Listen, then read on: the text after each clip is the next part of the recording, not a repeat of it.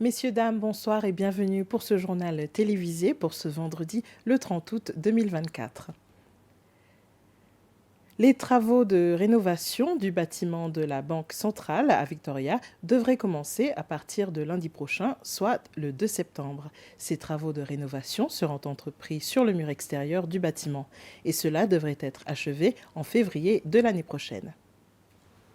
Les travaux de rénovation de la Banque centrale seront entrepris à un coût d'un peu plus de 6,3 millions de roupies.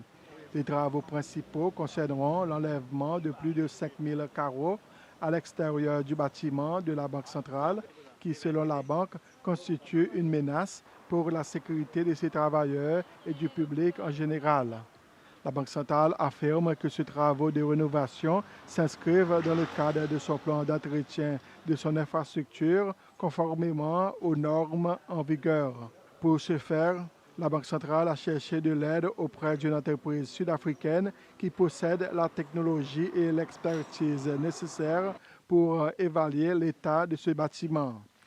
Cette compagnie, Zoran CSM Consulting Services, a recommandé d'entreprendre une rénovation complète du mur extérieur du bâtiment de la Banque centrale.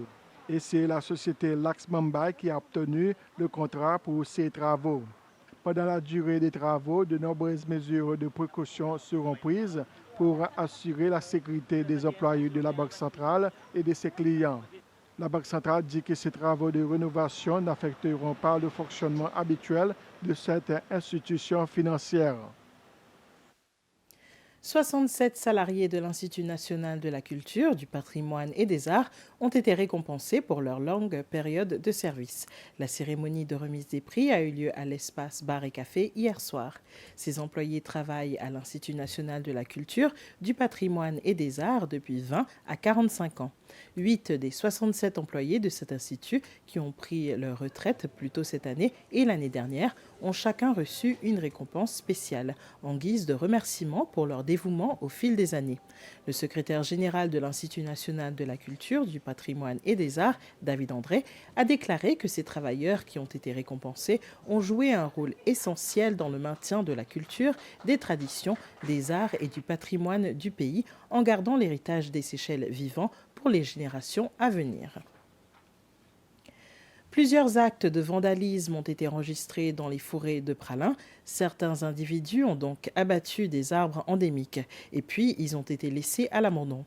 Il semblerait que ces actes de vandalisme se produisent sur des arbres situés au nord-ouest de Pralin. Et voilà, messieurs, dames, nous sommes arrivés à la fin de ce résumé des informations. Merci de votre attention. À 19 h, le journal télévisé en anglais.